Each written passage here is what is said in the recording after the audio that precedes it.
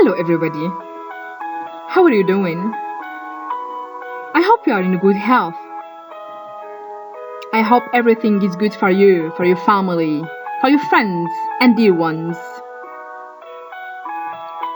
In the last video, we learned more about the coronavirus pandemic. Definition, causes, global effects, solutions, and the lockdown, advantages and disadvantages. In today's video, we are going to have a look at social media usage during the quarantine.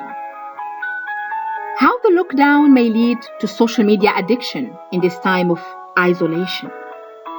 What are the applications that people and students around the world use to study or work from home? By the end of this video, you will be able to write an essay, a for and against essay on social media sites. Let's get started.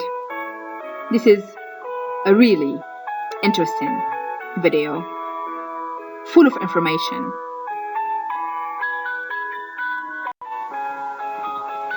Let's face it, this is the first time any of us are facing a pandemic. Social media has become, whether we like it or not, the heartbeat of interpersonal communication. Social media sites are cool. Everybody says so. Some people say it's not good. Well, let's see. So you are on Facebook, Instagram, or whatever.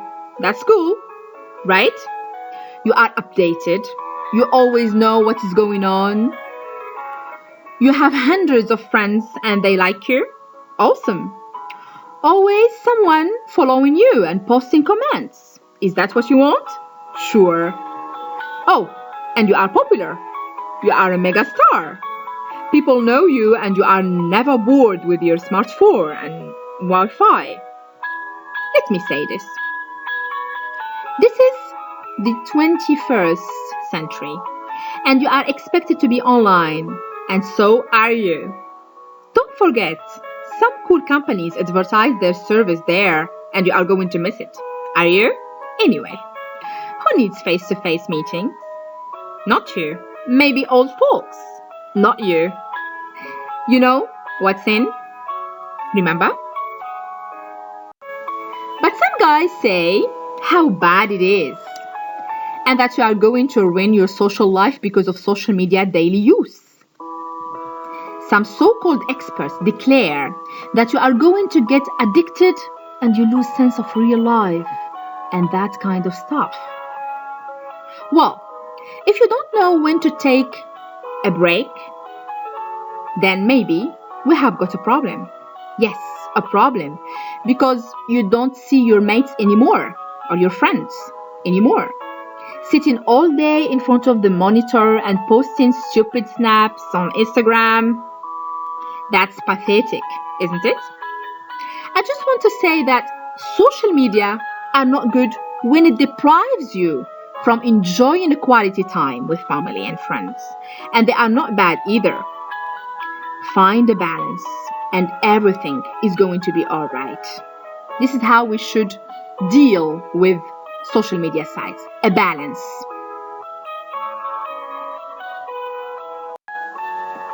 Social media during the quarantine. Across various social media networks, people talk about their morning workout, show photos of their breakfast, lunch, and dinner, as you can see in the picture.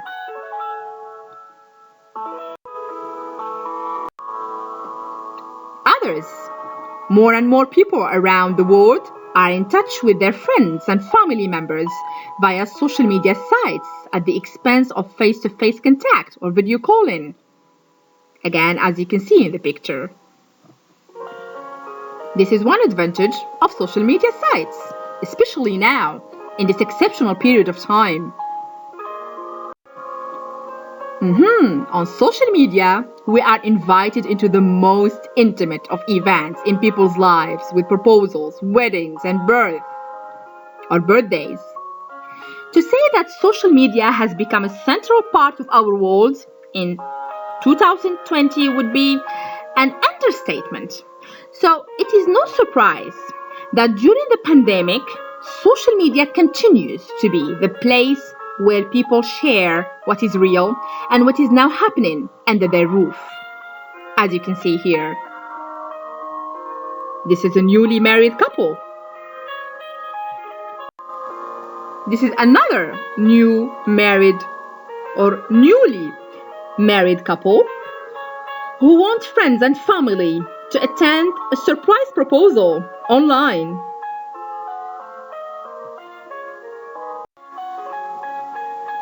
Love in the time of isolation, 30 quarantine proposals. While the world is undergoing a global pandemic and couples are cooped up in their homes, they decided to use this as an opportunity to go down on one knee, all the way via Zoom proposals. These quarantine marriage proposals prove that love always wins. Another category here, playing board games in Zoom with friends.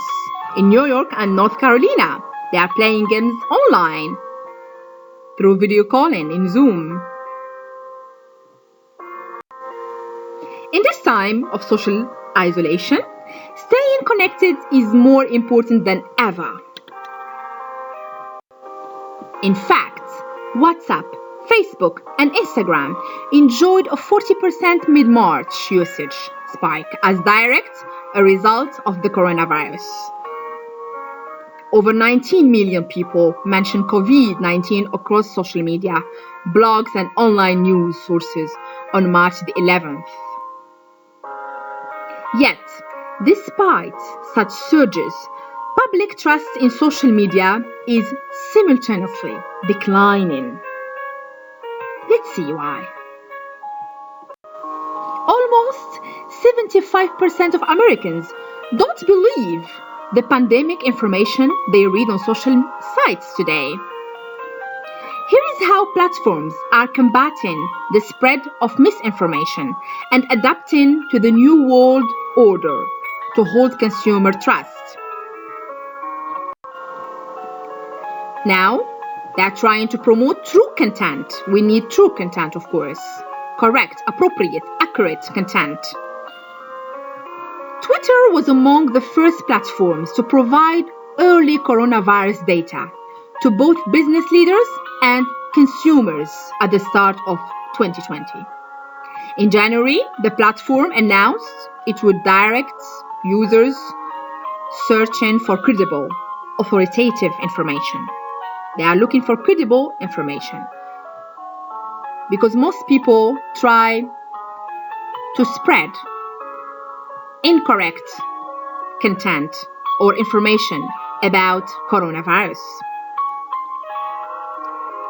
So it would direct users searching for credible authoritative information to official resources like the Centers for Disease Control and Prevention and World Health Organization sites. This is one of the tweets of one of Twitter users. He said in his tweet, "My quarantine routine. I just wanted to share what works for me. This is just to give me structure and a sense of stability. Wake up and stare at my phone." Yes, this is one of the quarantine routine of people around the world. And they try to share this in social media with their friends. Facebook, on the other hand, is also providing unlimited free ads and blocking messages from companies making incorrect claims. The site has additionally increased its fact-checking capabilities to put an end to the spread of false reporting, false information. This is why people become, let's say, afraid, all right, frightened because of the huge false reporting, false information they get from social media, which is not correct about coronavirus pandemic. TikTokers are filming themselves while in quarantine for the coronavirus. TikTok is is doing its part by letting the WHO or the World Health Organization live stream on their site so experts can release prevention tips or advice while answering users' questions in real time. So they're using TikTok to give advice about coronavirus and to answer users' questions in real time. The rapid spread of coronavirus around the world means a lot of people are being quarantined, as you can see in the picture, to try and control it. For many, it's a precautionary measure, but some people in isolation have been showing symptoms of COVID-19. With nothing to do for a few weeks, many people have turned to TikTok to make light of their situation. Moreover, Google pledged $6.5 million in funding to face-checking organizations and non-profit groups so they may amplify the delivery of truthful COVID-19 messaging around the globe. Now we're going to move and have a look at studying and working from home. How people study and work from home? What do they use? We have suddenly become dependent on services that allow us to work and learn from home. The offices and schools have all moved into basements and living rooms. Nothing is having a more profound impact on online activity than this change.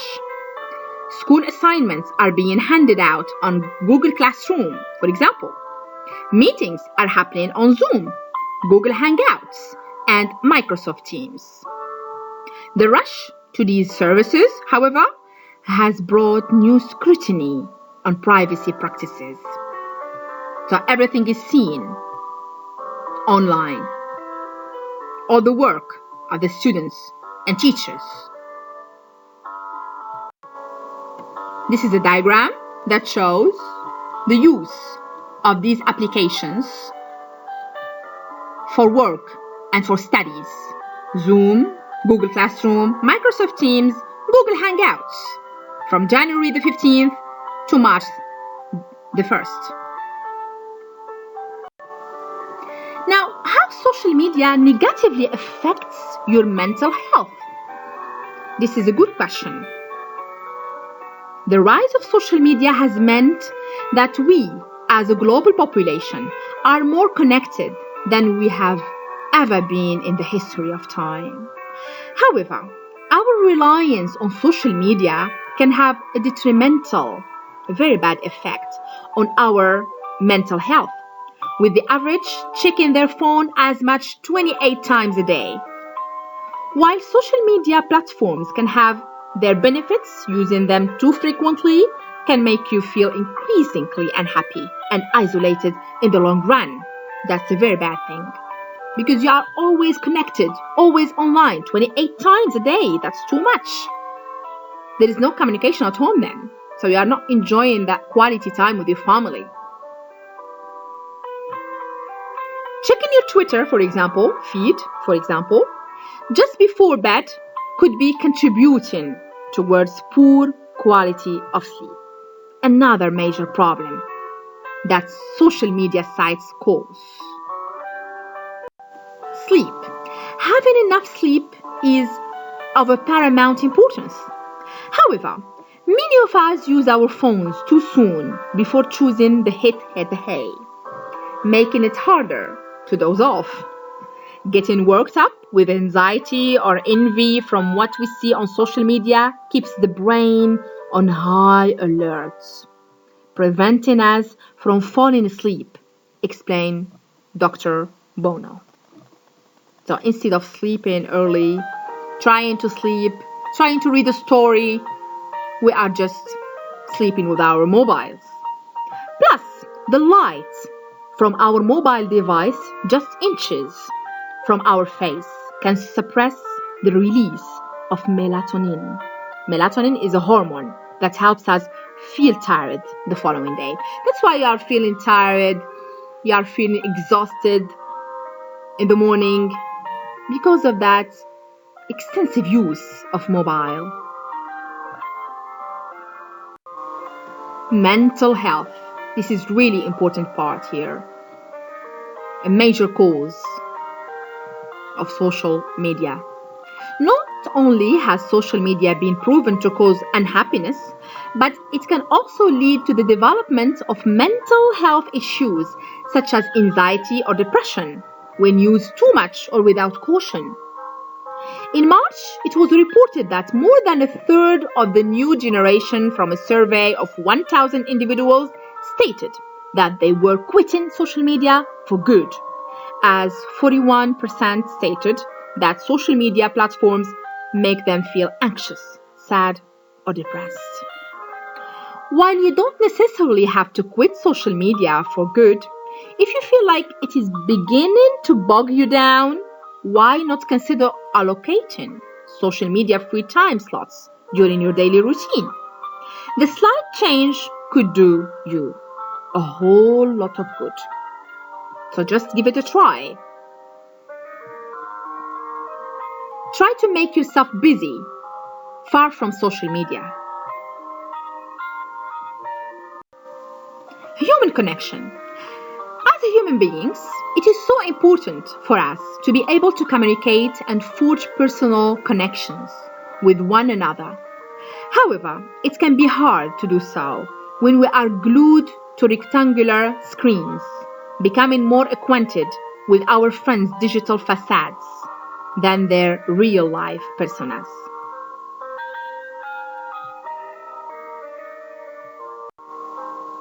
Now guys, we are going to move to the last part in this video that talks about the quarantine and social media addiction. Quarantine may lead to wider social media addiction. Let's see and let's discover the statistics of the use of social media sites. Social media addiction is a term that has become familiar over the past few years, with studies linking increased social media usage to negative consequences on users' mental health and development of coping strategies. Quite to the contrary, many of the social media platforms people use daily and are spending even more time on now, while stuck inside, are built to encourage addiction. They are designed to capture and hold the attention of their users, even to the detriment of their health. That's another major problem. Social media usage statistics, figures, numbers. As we are pushed indoors by a global pandemic, we are more vulnerable to exploitation on behalf of the platforms we are turning to in order to keep ourselves sane. Yes, a report on social media usage during the coronavirus disease, COVID-19 pandemic, was published this month by Obviously an Influencer marketing agency. It noted a 76% increase in daily accumulated likes on their influencers. Hashtag ads posts within the first 2 weeks of March 2020 and a 27% increase in TikTok engagement. An analysis from the New York Times also noted a significant increase in internet usage from January to March. Desktop web traffic increased by 27% on Facebook and 15.3% on YouTube. A student said since going into quarantine, she spends an average of 5 hours a day.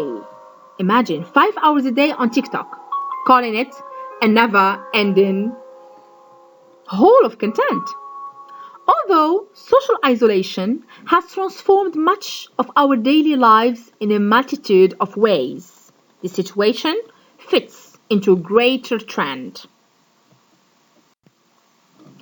Now guys, we are going to move and have a look at some questions that will help you write for and against essay about social media sites. This list of questions need to be answered. Of course, you need to answer these questions so you can write this essay. Do you think social network sites are good? What do you use social network sites for? How much information do you think is appropriate, is correct to put on social media? What are the advantages of social media? What are the disadvantages of social media? How often do you connect to social media? Where do you connect to social media? What effect has social media made on globalization? How has social media affected the business world? Is social media the best way to get a business advertised? Can your personal use of social media affect your studies or work? So you can just answer what you know, all right? And you link it to your essay. So these answers will help you write this essay, introduction, body, conclusion, of course. So you can have an introduction introducing the topic, social media sites. Of course, you are going to come back to the beginning of this video to understand more and learn more about social media sites. And then in the body, you can talk about the advantages and disadvantages of social media. At the end, you can give your opinion, personal opinion about social media usage and your relationship with social media during this quarantine period of time. So, write an essay and point out advantages and disadvantages of this form of communication. Use some of these expressions which will help you write a coherent essay. These are the expressions, the linking words. Of course, guys, you don't need to use all the linking words that you have in here. Just choose some of them, all right, to be able to use them in the essay and to have at the end a coherent piece of writing, a good piece of writing, okay? So please, if you have any question, feel free to ask me in the comments, or you can send me your feedback in the Facebook page, Instagram page, and the Facebook group page. Take a good care of yourself. Stay home, stay safe. Goodbye.